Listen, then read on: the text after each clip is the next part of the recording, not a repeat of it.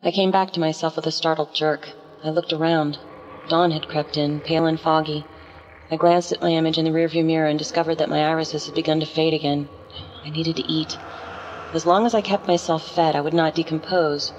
But if I deprived myself... I took a deep breath and started the engine. I was going to pay Patricia Dunham a visit.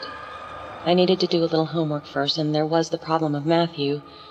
I wondered whether she'd attempt to kill him too, or if I'd just been a conceived barrier between them. I should warn him if there was still time. Coincidentally, there was a message on my machine when I got home.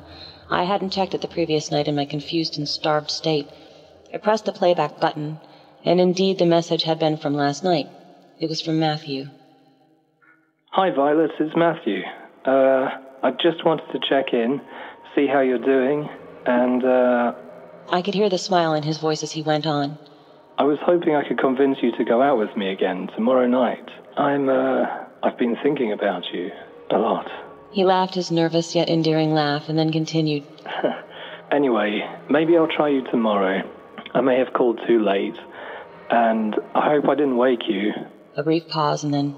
Well, take care. Sweet dreams, you. There was a click as he disconnected. I continued to stare at the machine, coming unplugged again. I knew I was doing it, I just didn't have the energy to care. Sometime later, I dug my area phone book out of the bottom drawer of the living room cabinet. Thumbing through to the D section, I had no trouble finding Patricia's street address.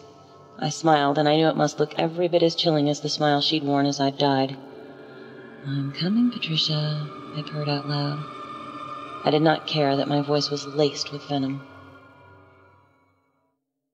An hour later, I was pulling into an empty space across the street from her little two-story house. It was neatly kept, the white siding in pristine condition.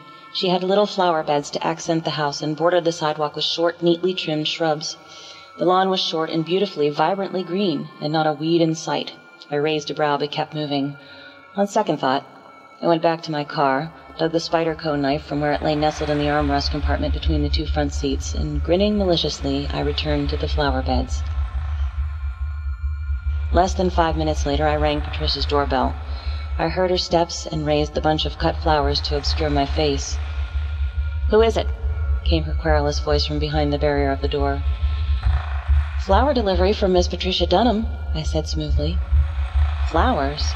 Her voice sounded confused and maybe a little hopeful. From whom?"